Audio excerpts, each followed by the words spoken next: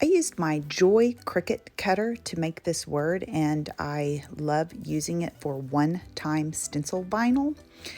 So here, just pick up your piece and do the edges first and do the shiny side of this wood block because the other is so porous it would take more paint and the texture is just not good for one-time use stencils. So on the shiny side, I put one coat and covered it, and then I let it either air dry, or you could take a blow dryer or a fan and make it go faster and put your second coat on.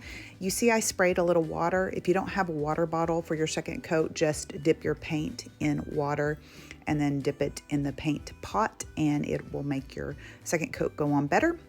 Now this part, you want to make sure your piece is very dry with a blow dryer or an hour dry before you put your one-time stencil on. Here I'm just kind of lining it up and putting it on.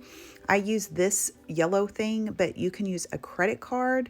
If you don't have either of those things, you can just use your fingers. We just want to make that one-time use stencil stick down good enough that the paint doesn't slide under the words and make your stencil look blurry.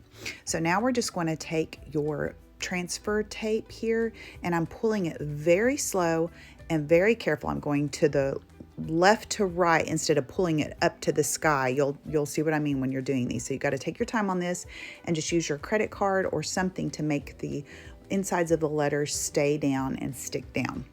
Now I'm just going over it with my fingers to make sure it adheres really good. And then you just open your paint pot and you put it on the backing of the shiny side of the paper of the one-time use stencil. And then you just dip your little sponge in it. You don't want it too heavy loaded or it'll slide under your letter, so you can load and unload your paint a little bit.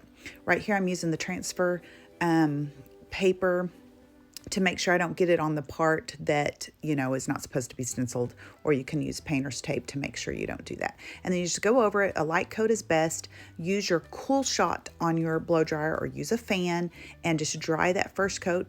DIY clay paint dries really fast, and then you do the process again. You just load and unload your sponge a little bit and just go over the second time.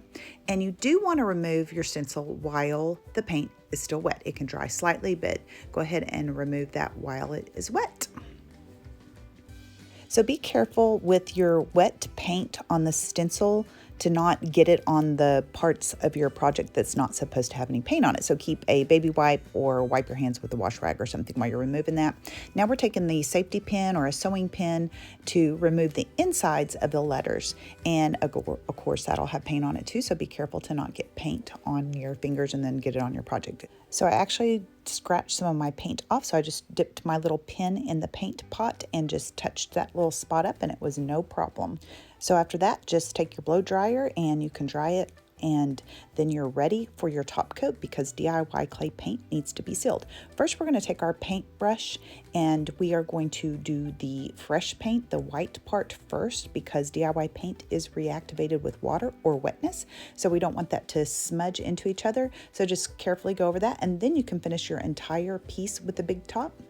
And after it's dry, we are going to take our twine and poke it through. Sometimes you might have to use your little paper clip or a safety pin to help poke it through the pre-drilled holes, and then just tie a knot. I double knotted it so it was thick enough that it'd be able to hang. And you can put this inside of a wreath, inside of a frame, as you'll see coming up. Just a cute little fun project. You can go bigger with these. I plan to make more kits, more words. And so if you will follow me, I will post here.